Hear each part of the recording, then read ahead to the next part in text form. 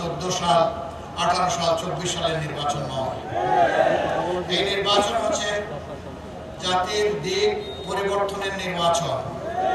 এই নির্বাচন হচ্ছে জুলাই বীরদের প্রত্যাশা পূরণের নির্বাচন। এই নির্বাচন হচ্ছে মা-বোনদের জন্য একটা নিরাপদ বাংলাদেশ গড়ার নির্বাচন। এই নির্বাচন হচ্ছে শিশুর স্বপ্নে মেলে ধরার নির্বাচন। এই নির্বাচন হচ্ছে পচা খুনে ধরা 54 বছরের যেই রাজনীতি দফায় দফায় ফ্যাসিবাদের জন্ম দিয়েছে সেই রাজনীতিকে বিদায় জানানোর, লাল কার্ড দেখানোর নির্বাচন।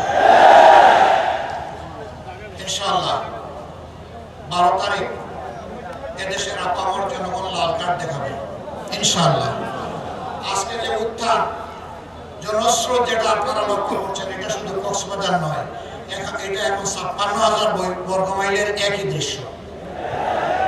এর আগে জুলাইয়ের তরুণেরা জাতিকে সিদ্ধান্ত জানিয়ে দিয়েছে যে আমরা আছি ইনসাফের পক্ষে, আমরা পুরানো রাজনীতির পক্ষে নাই, ফ্যাসিবাদের পক্ষে নাই।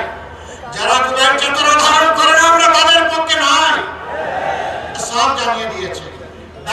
ডাকসু থেকে শুরু আপাতত জকসুতে এসে ঠেকেছে, ঠেকিয়ে দেওয়া হয়েছে, ঠেকে নাই ঠেকিয়ে দেওয়া হয়েছে। ভীত সন্ত্রস্ত হয়ে পড়েছে, যেখানেই এখন নির্বাচন সেখানে এখন হারু পার্টি, হারার ভয়ে এখন সব নির্বাচন থেকে দেয়। জোর করে মানুষের মন দখল করবে হবে না। মাহমুদা মৃত্যু বলে গেছে যে তাকে নিয়েও বুলিং করা হচ্ছে, অপমান করা হচ্ছে। সে কে? ওই তাদের কারণেই তো আজকে অনেকে জেল থেকে বের হয়েছে, তাদের কারণে অনেকে বিদেশে চিকিৎসার সুযোগ পেয়েছেন, তাদের কারণে অনেকে দেশে আসার সুযোগ পেয়েছেন। আজকে সেই উপকারীকে আপনি উপহাস করেন,